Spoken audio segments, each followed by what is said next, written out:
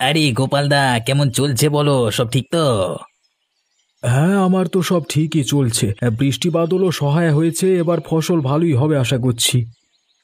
বাবা বাবা, বেশ বেশ। তা তুমি সারা জীবনে এই ক্ষেতের মাটি কাটতে কাটতে আর পরিশ্রম করতে করতে পুরো হয়ে যাবে, এতে কিচ্ছু লাভ নেই, বুঝলে তো?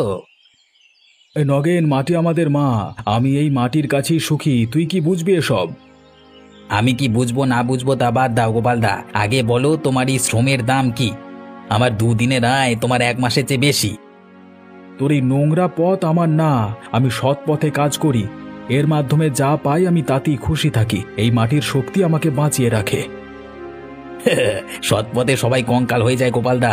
আরে আমার মতো চালাকি করলে পেট ভরে মনের মতো জিনিস খাওয়া যায়, মনের মতো করে বাঁচা যায়, আর এত পরিশ্রমও করতে হয় না। তুই কি ধরনের কাজ করিস গ্রামের ছোট বড় সবাই জানে, আর তাতে তুই যাই পাস না কেন সম্মান তো পাস না। আরে আর তুমি মনে হয় কত সম্মান পাও। আমি মাটিতে শ্রম দিয়ে ফসল ফলিয়ে খাই নগেন, তোর এই চালাকির টাকা আমার ঘরে ঠাঁই পাবে না। আমি এই মাটির আশীর্বাদ নিয়ে বাঁচি। আচ্ছা আচ্ছা, দেখা যাক কোন পথে বেশি বাঁচা যায়। হে, আমার পথে অবশ্য রাতের বেলায় ঘুম হয় আরামে।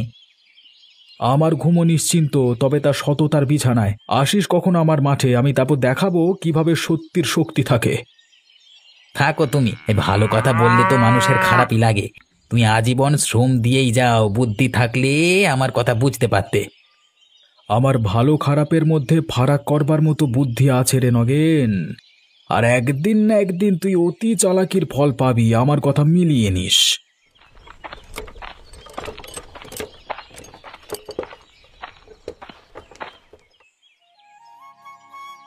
তাহলে কিরে পলাশ, পিকনিকের জন্য কোন জায়গাটা ভালো হবে বলতো?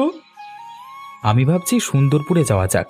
ওখানে ঘন বন, পাখির ডাক, নিস্তব্ধতা, সবাই খুব উপভোগ করতে পারবে। বেশ তো, কিন্তু রাখির কথা ভেবেছিস? ওকে না জানিয়ে পিকনিক করা যাবে না। ও যদি না আসে তাহলে তো আনন্দই হবে না। ঠিক বলেছিস পূজা, ওর সঙ্গে আমি কথা বলবো আজকেই। ওর তো নতুন নতুন জায়গায় যাওয়ার দারুণ শখ।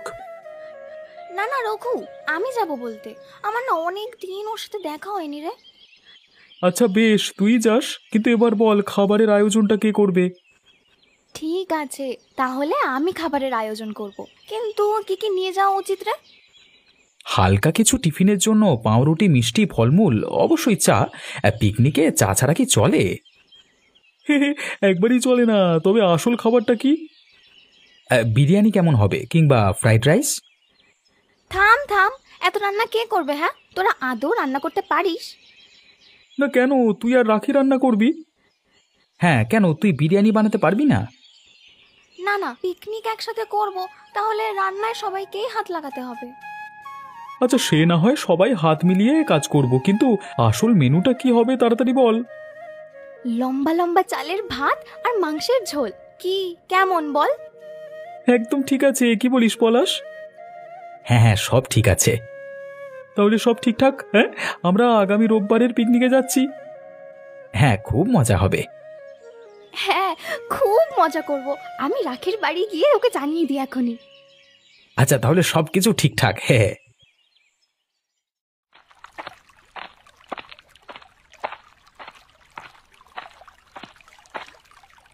ওমা, কেমন আছো? অনেকদিন পর তোমাকে দেখলাম। হ্যাঁ বাবা, আমি এই আছি। এই বুড়ো বয়সে কোনো রকমে চলে যাচ্ছে রে। তুই বল, তোর কেমন চলছে? আমার ওই চলছে, যেমন কষ্ট করে সংসার চলে আর কি। আশা হারাস না, একদিন দেখবি সব ঠিক হবে। তবে শুনলাম তোর সাথে নাকি নগেনের কথা কাটাকাটি হয়েছে। সে আবার কি বলছে? নগেন, ওর কথা আর বলো না। সে তো চিরকাল একই রকমের বদ। আমাকে বলছে আমার এই খেটে খাওয়ার জীবন নাকি কোনো লাভের না। ও মা, ছেলেটা নিজের ভালো মন্দ কিছু বোঝে না, আবার অন্যের কথা বলবে? আমি তো ওকে চোখেও দেখতে পারি না রে বাবা। মা, তুমি ঠিকই বলেছ। আমি তো বললাম আমার এই মাটি আর ফসলের কাছেই আমার শান্তি। তোমার তো জানা, এই মাটি আমাদের সব।